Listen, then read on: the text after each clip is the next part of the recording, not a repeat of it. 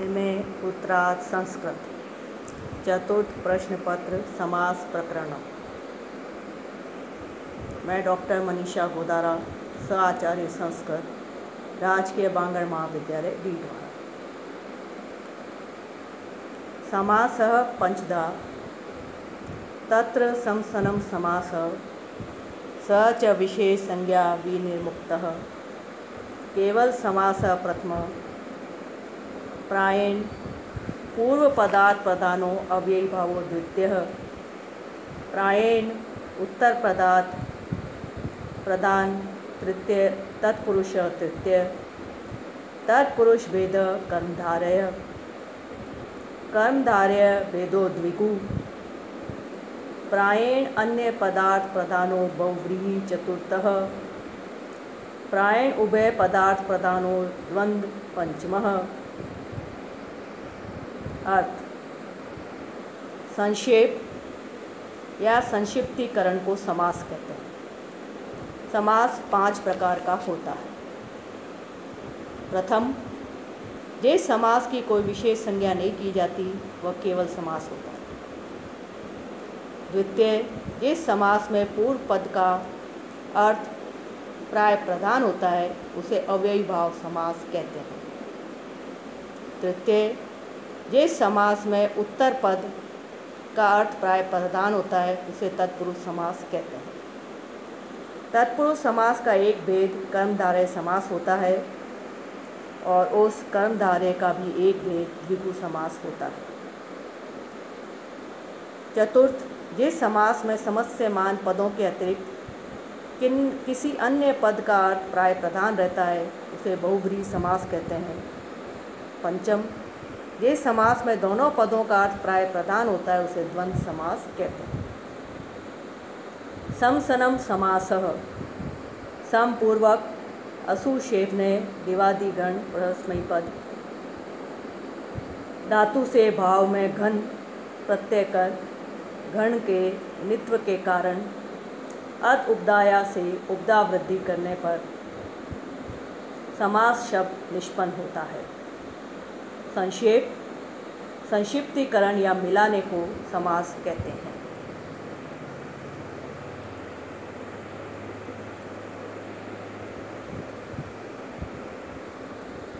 समर्थ पदविधि।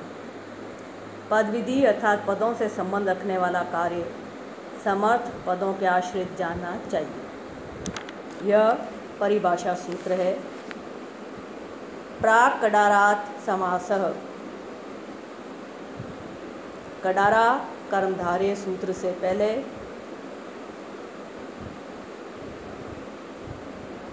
समास का अधिकार किया जाता है।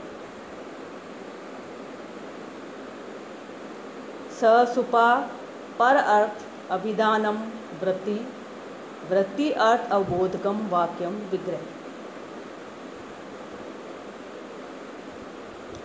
एक सुबंध दूसरे सुबंध के साथ विकल्प से समास को प्राप्त होता है। समास की कृत तदित समासाश्च सूत्र द्वारा प्रातिपदिक संज्ञा हो जाने के कारण समास के अवयव सुपों का सुपो धातु प्रातिपदिकयो सूत्र से लुक अर्थात लोप हो जाता है। पर अन्य अर्थात एकार्थी भाव रूप विशिष्ट अर्थ का जिसके द्वारा कथन किया जाता है उसे वृत्ति कहते हैं। वृत्तियाँ 5 प्रकार की होती है। तदंत वृत्ति, तदित घटित वृत्ति, समास वृत्ति, एक शेष वृत्ति और 5वीं है सनाद्यंत धातु वृत्ति। वृत्ति के अर्थ का बोध कराने के लिए जो वाक्य प्रयुक्त किया जाता है उसे विग्रह कहते हैं। वह विग्रह लौकिक और अलौकिक भेद से 2 प्रकार का होता है। भूत पूर्वः, इस समास का पूर्वम भूतः लौकिक विग्रह है। पूर्वम प्लस भूतसु यह अलौकिक विग्रह है। इस समास में भूतपूर्व चरट इस पाणिनीय सूत्र के निर्देशानुसार भूत शब्द का पूर्व निपात अर्थात पूर्व प्रयोग होता है। ससुपा का ससुपा समास का उदाहरण दर्शाते हैं। पूर्वम भूत भूतपूर्व, पहले हो चुका था लौकिक विग्रह भूतपूर्व। पूर्वम भूतसु अलौकिक विग्रह।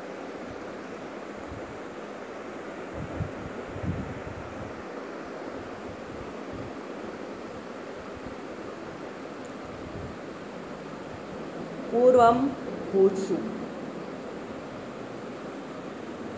ससुपा सूत्र से समूचा समुदाय अर्थात पूर्वम भूतसु समास संज्ञक हो जाता है। कृत तदित समासाश्च से समास की प्रातिपदिक संज्ञा हो जाती है। सुपो धातु प्रातिपदिकयो सूत्र से प्रातिपदिक के अवयव अम और सु प्रत्ययों का लुक हो जाता है और पूर्व भूत बनता है। प्रथमा निर्दिष्टम समास उपसर्जनम सूत्र से समास विधायक सूत्र में जो पद प्रथमा विभक्ति से निर्दिष्ट होता है उसकी उपसर्जन संज्ञा कर उसे पूर्व में प्रयुक्त करते हैं। सूत्र में प्रथमा निर्देश सुप है, परंतु अलौकिक विग्रह में दोनों सुप हैं। किसका पूर्व निपात किया जाए?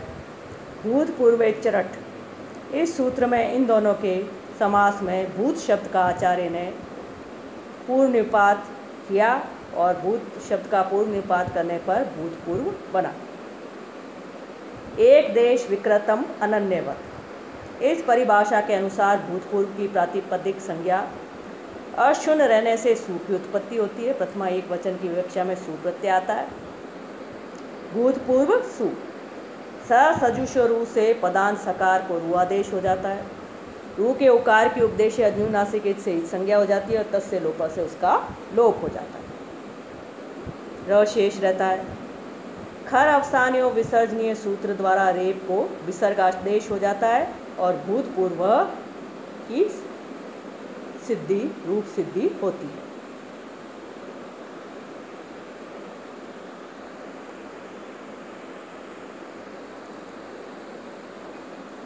अगला सूत्र है इवेन समासो विभक्ति अलोपश्च। वागर्थौ इव वागर्थाव्य। सुबंत शब्द का इव समास के साथ समास होता है, परंतु वह समास अवयव विभक्ति का लोप नहीं होता।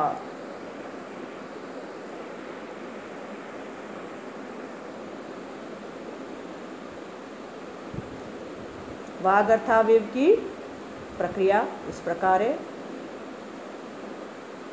लौकिक विग्रह वागर्थौ इव वागर्थाव्यव, वाणी और अर्थ। अलौकिक विग्रह होगा वाक् च अर्थ च वागर्थौ। वाद सु अर्थ सु।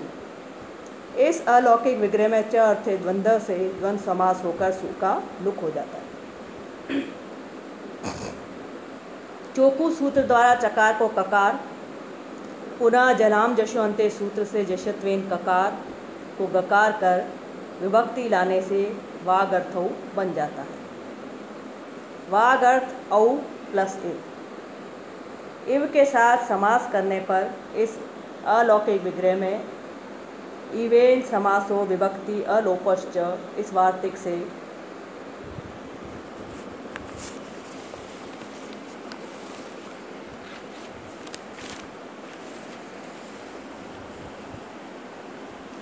समास होता है। सुपो धातु प्रातिपदिकों द्वारा सुप औ प्रत्यय का लुक प्राप्त होता है, परंतु प्रकृत वार्तिक से विभक्ति अलोपश्च कथन के कारण उसका निषेध हो जाता है। वागर्थौ इव।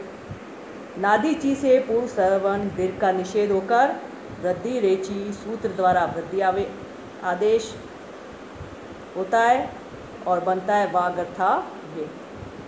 एचो अयवा याव से ओकार को आवादेश करने पर वागर्थाव्य बनता है। वागर्थाव्य सु। कृत तदेश समासाश से समास की प्रातिपदिक संज्ञा होकर सु आदि प्रत्यय की उत्पत्ति होती है। प्रथमा विभक्ति में सूत्र सु प्रत्यय आता है। अवैधाप सुप से सु का लुक लोप हो जाता है। इस प्रकार वागर्थाव्य प्रयोग सिद्ध होता है।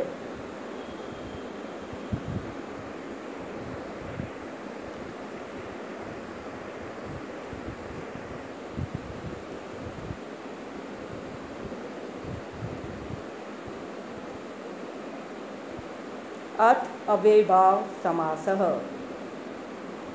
अव्ययीभावः यहाँ से लेकर तत्पुरुष सूत्र से पूर्व जो समास विधान किया जाएगा उसकी अव्ययीभाव संज्ञा होगी। अन अव्ययम अव्ययम भवति इति अव्ययीभावः। इस अव्ययीभाव समास में प्राय पूर्व पद अव्यव तथा उत्तर पद अन्व्यय होता है, परंतु समस्त होकर संपूर्ण पद अवयव बन जाता है। अतः इस समास को अव्ययीभाव समास कहते हैं। अनअवयव पद अवयव बन जाता है, उसे अव्ययीभाव समास कहते हैं। इसका विधि सूत्र अव्ययम विभक्ति समीप समृद्धि व्यवृद्धि अर्थाभाव अत्यया असंप्रति शब्द प्रादुर्भाव पश्चात यथा अनुपूर्व्य योगपद्य सादृश्य संपत्ति साकल्यान वचनेषु। विभक्ति समीप समृद्धि व्यवृद्धि अर्थाभाव अत्यय अर्थात नष्ट होना असंप्रति अवयुक्त न होना शब्द प्रादुर्भाव शब्द की प्रकाशता अथवा प्रसिद्धि पश्चात पीछे यथा योग्यता विप्सा अनुपूर्व्य क्रमानुसार योगपद्य एक साथ होना सादृश्य सदृश्य संपत्ति अनुरूप आत्मभाव साकल्य संपूर्णता और अंत समाप्ति। इन 16 अर्थों में से किसी भी अर्थ में वर्तमान जो अवयव सुबंध व समर्थ सुबंध के साथ नित्य समास को प्राप्त होता है और वह समास अव्ययीभाव संज्ञक होता है। नित्य समास का या तो लौकिक विग्रह होता नहीं अथवा अस्वपद विग्रह हुआ करता है। विभक्ति अर्थ में उदाहरण है हरि घी आदि अलौकिक विग्रह, और लौकिक विग्रह होता नहीं है।